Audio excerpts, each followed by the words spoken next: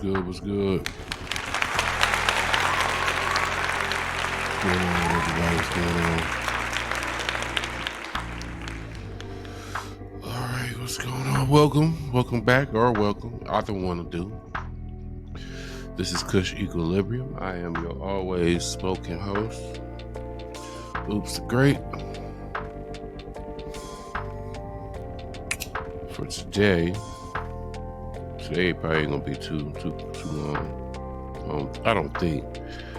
I thought it would be good because I'm self-admittedly biased towards this whole Drake situation or whatever. So I figured a lot of the opinions that we've been getting so far, as far as what we've been reacting to, have been people within the hip-hop realm.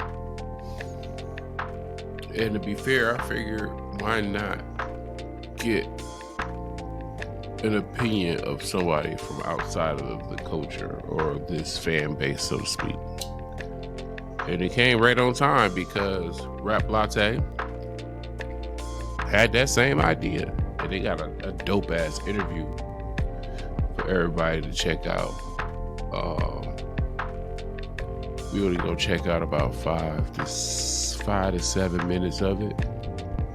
So without further ado, let me get y'all to this video. Please like, comment, and subscribe. Hold on. If you got it to smoke it. All that good stuff. Have your drink. Sit back. Chill out. Let's see what they talk about in this video. So as I can find it, here we go. Share. Screen share. Here we go. Get my ears on. Let me get my ears on. Alright, this is Rap. Like I said, this is Rap Latte. I'm not sure who the gentleman is there. Secular Talk. I'm assuming he got like a podcast or something like that at Secular Talk. Goes without saying, party normal. The link to this will be in the description if you want to watch the entirety of it. It's about an hour watch. We're going to watch about 5 to 7 minutes and react to that. Because they get straight to it. I love interviews that get straight to the point. So let's go. Welcome to our family, Kyle. Glad to have you. Thank you for having me, guys. I really appreciate it. Looking forward to it. So, I mean, I know you're mainly politics, but you love hip hop too. I know you watched the Super Bowl. I know you were into the halftime show. I'm curious to get into your perspective on the halftime show as a person who's approaches it more politically than you're not historically a Kendrick fan, but you are now behind the battle and what you saw at the Super Bowl and these sort of things. So let's talk about your feelings and your thoughts on the halftime show and see where we are. Yeah, so I'm like a normie fan, and I would say it was like so. Normie fan. What's a normie fan? Give me a hot second. I like to know what people saying when they talking.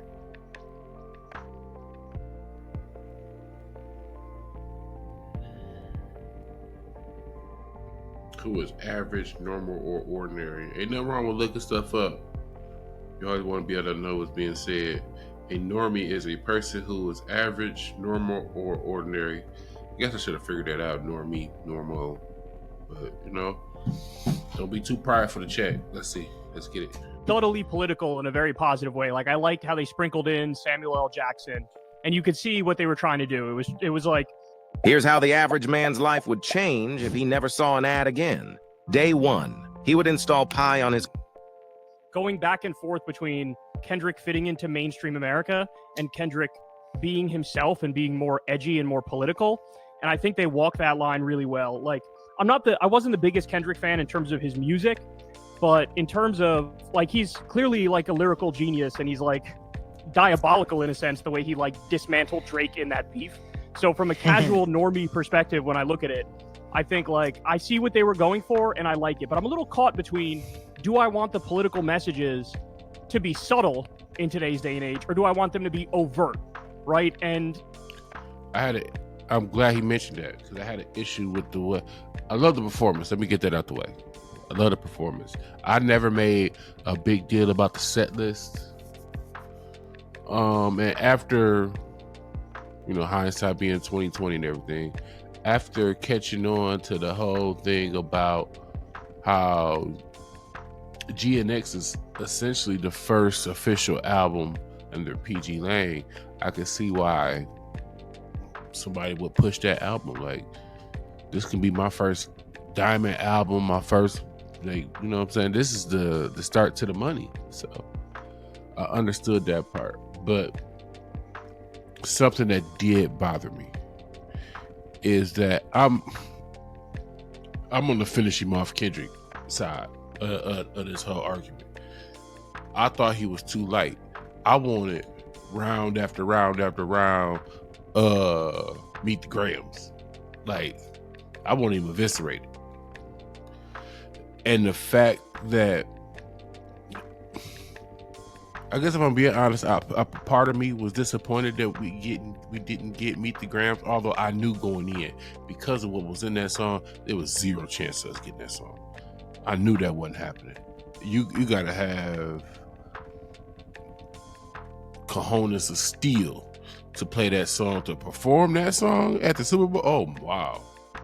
I mean, it don't really matter anyway, because he still turned around and added the NFL to the lawsuit. But yeah, that was my one thing. I personally thought he was a little kid glovish about it. He kind of hit it within the creative nature of it all. And in that moment, I wanted him to have his, like, this was the big dance on Drake. And I feel like he gave us moments, but it wasn't from beginning to end mosh him out.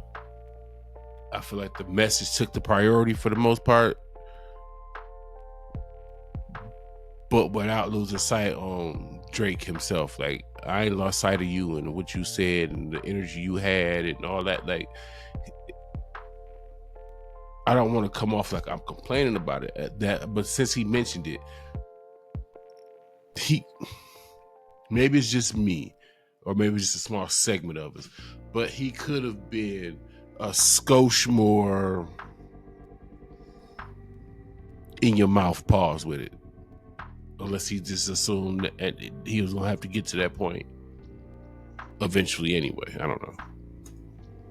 When you think back to like when Eminem did that anti-Trump rap, it was so cringe that you feel like, well, maybe being overtly political is not the best lane for a rapper. But at the same time, maybe somebody like Kendrick can actually pull it off with like a more, direct political commentary, whereas what he did was definitely more like subtle, in my opinion, to get his message across.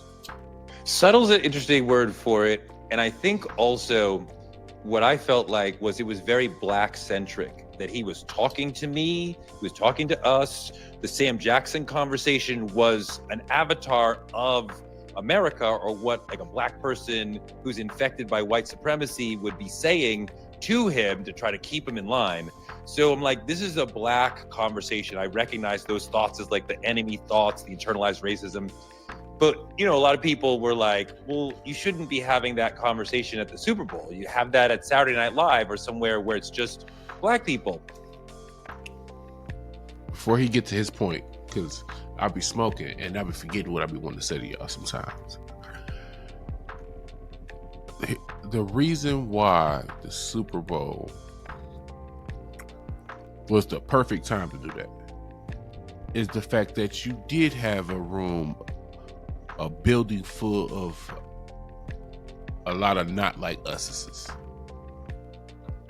If you want to make a statement, you want to send a message, don't send a message in a group full of people who already believe and hear your message. It's not going to grow. You do it with the anti, and you got a lot of anti in the building. Had Agent Orange in the building.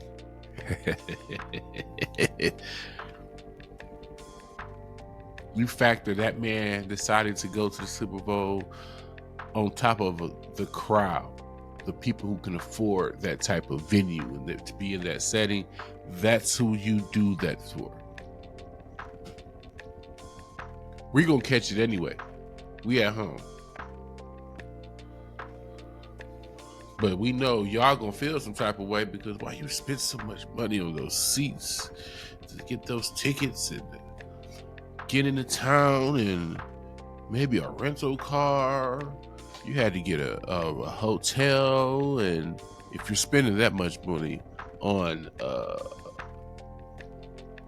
Super Bowl tickets, you damn sure not booking at the quality end.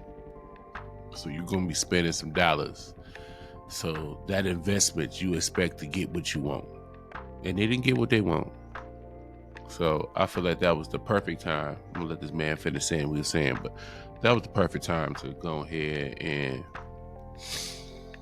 get your thoughts, your opinions in front of those who need to hear it. They needed to hear it.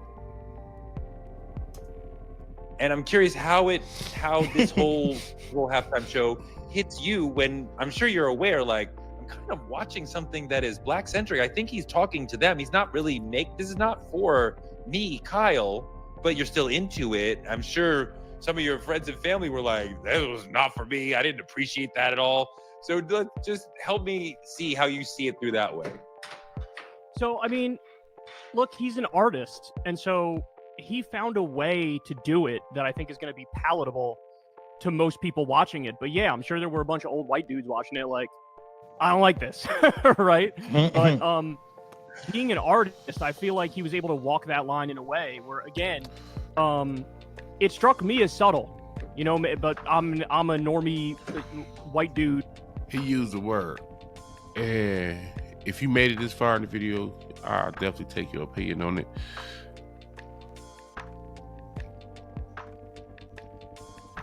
We watch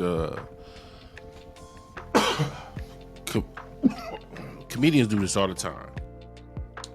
They may have a joke or whatever that's really abrasive, that rubs a group of people or a segment of people the wrong way. And the first thing you hear them say is, I'm a comedian. It's an art form.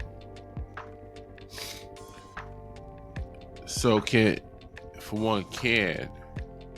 hip-hop artists, music artists in general, use that same, I don't want to say excuse, but umbrella, when they have a lyric, a song, a verse, whatever, that's abrasive, rubs people the wrong way, it upsets the apple cart, so to speak? Can they, and or should they, then be like, I'm an artist, this is my art form, I'm expressing myself, freedom of expression, respected, and that be it? Or is that a cop-out? I haven't made up my mind one way or another. That's why I'm so interested to hear what y'all come up with, or what other people think about that, because to me that seems a little convenient. I mean, my thing is, if you feel some type of way about something, say it and stand on it. I mean, it's consequences. It's consequences to everything, and we know it for sure in everyday life. So why is it not? And again, I'm a Kendrick fan, but I don't know, Liz, just let me know how y'all feel about that, because I'm kind of confused on that thought process. Who's a casual rap fan, right? But to me, the interesting thing is, for the NFL to do the halftime show at all, some people are going to say Kendrick sold out just by doing it, right? Because it's so commercial, it's so mainstream, there's so many issues associated with it. But again, then the question becomes, well, what do you do with that platform? And FD Signifier talked about this. I thought it was interesting. He made a similar point where he's like, when I started Walton Goggins Goggle Glasses, I knew I'd be its fancy name and pretty face. He struck the right tone because he doesn't know how direct you can be in a political message without it being cringe and without it being like, it's like not subversive by definition to do the halftime show, but then to try to make it something subversive, he needed to use his artistry to get it there. And I think he did that effectively. Now, I've heard that argument before where it's like Kendrick doing the Super Bowl at all makes him commercial, which makes him not right for the culture, where Drake is suing the industry, and he represents the culture more or better. Here's something, and you got to be probably older to understand this.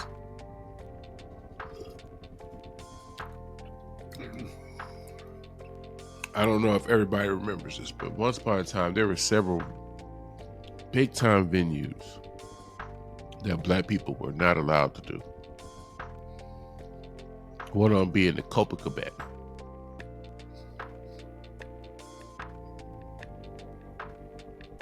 We don't give any artists from back in the day, we don't give them any shit for deciding to go to the Copacabana, where it was outwardly racism being, R word. It was plenty of people displaying R-ism towards black people. I will say it that way. But so many of our greats got on that stage, did the damn thing, collected their money, and moved on to the next venue.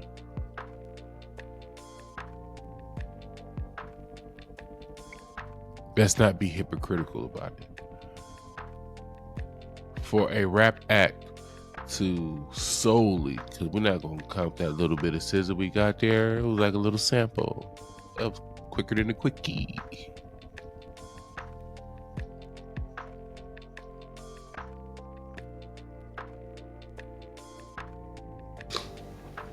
So, but for a hip hop act to have the Super Bowl to yourself, that's history. Hate it, like it, love it, don't matter. You can't erase it. It's history. Because you know it ain't happening again no time soon. So for quite some time, Kendrick Lamar will go down as the one and only soul hip hop act at the Super Bowl.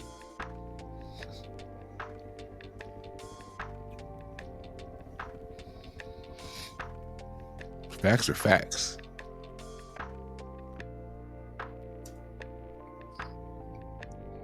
You quoting FD Signifier on this show will get you everywhere because he's part of our extended family. So there you're right on the money. He's been on my show with Crystal. Beautiful. Oh, beautiful. True. I think I like the idea, or like you're saying, that it's subtle, because it is even subtle to some of black folk, right? Because there is nuance to it and there's levels. So it was coming out. It wasn't just overt to everybody. That's why us who analyzed it and people who actually analyzed every single piece of the halftime show were telling people what to think the day later. And we said that when we did a halftime show recap right after the show, and we were just like, people are going to dissect this to the umpth degree, right? So we didn't go completely into it, and we knew that yet the next day we would get all that information, and people saw that the next day and became Kendrick fans. And that's the beauty of it, right? It's like they understood the politics of it. They understood the politics that people were talking about. So kudos to everybody that watched it a second time or a third time, and you wasn't really either a hip-hop fan or a Kendrick fan, or you didn't understand the performance as a whole, and you took the time to just watch it again before you even opened your mouth to say something good or bad. You watched it again. Maybe you watch it again after that, who knows? To have some open-mindedness about, for one, a hip-hop act doing the Super Bowl, for two, the messaging that was in it.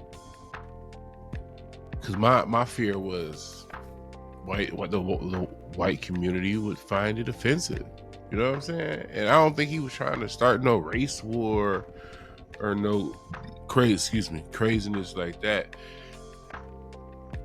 Sometimes people don't know what's going on your side of the fence until you jump on their side of the fence and show them. And I feel like that's what the performance was. He climbed over the fence. Well, actually, y'all let him over the fence because you invited him to the Super Bowl. He didn't steal it, Lil Wayne. And he showed you. And then he left. And he turned the TV off as he was leaving, so he has manners. So I just, I don't see a lot of people or shows or whatever saying, any kind of appreciation for people and the open-mindedness, those who showed it. Because too often we lump everybody together. Either you liked it or you didn't. How about the middle ground where they liked it eventually, or they at least understood it eventually? They probably still didn't really like it, but I get it. We gotta be willing to accept a wide range of reactions and not expect it to be yay or nay. It's too much of a variance to have that kind of expectation. I think that it was very intentionally subtle, so I like that word more so than thinking that subtle means not for the masses. The subtleness was just intentional as an artist's choice, whereas the messaging was direct to us. Like, it was like, hey, black folk, Right. These are the messaging. But the way that he executed was, let me be subtle and nuanced with you guys instead of like overt, like that Eminem thing where he's like, Right. I forgot what was, I forgot. Here's another question for you though, since they mentioned it, because I gotta react to it. Did Eminem get a pass on that because he was a white guy?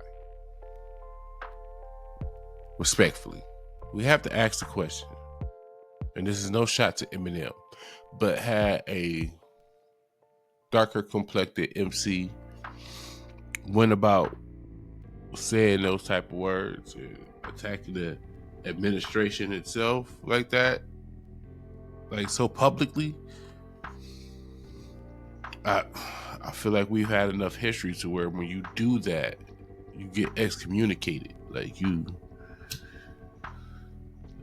I think it's a reason you don't hear a lot of messaging and music anymore from black people, because is it worth not getting the money? And I think clearly we see what decision everybody made.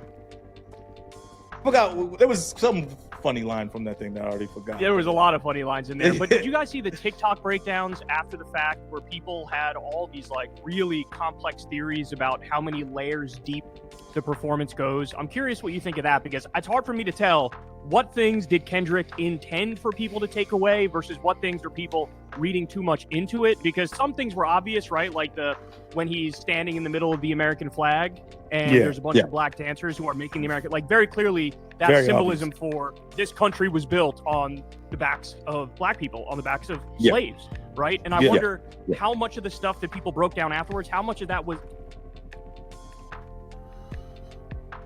struggling with complicated content and editing software? I was too. Riverside really simplified things. Was intended by Kendrick versus us reading into it maybe too much?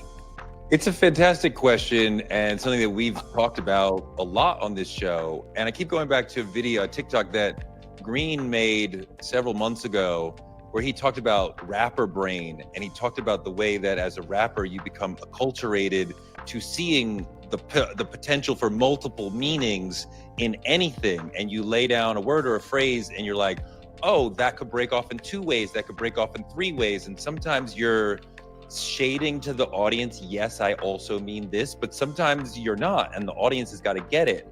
And I think that there is a reasonable conversation to be had about where are we adding too much to his stuff. But I think there's probably more often that he's sitting at home going, they still haven't caught all the things that I thought of in my obsessive ADHD. They're adding thinking brain.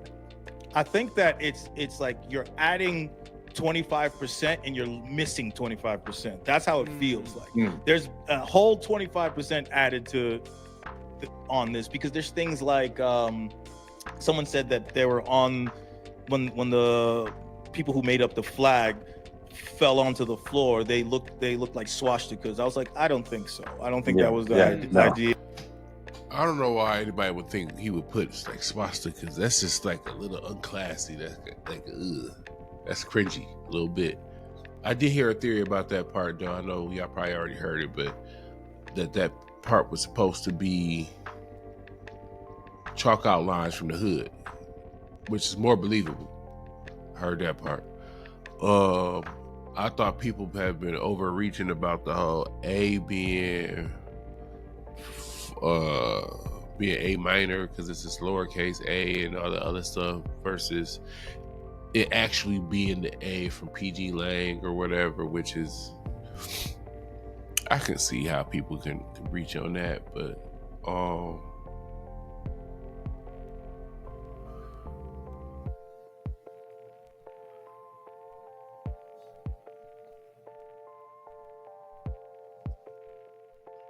Yeah, and then also no.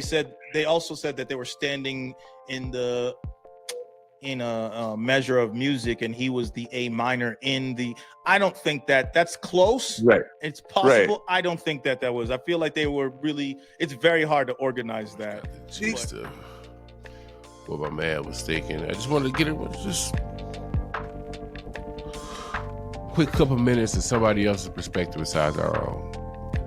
You can't say you fair about how and equal about the way you think if you don't pay attention to the other side at all.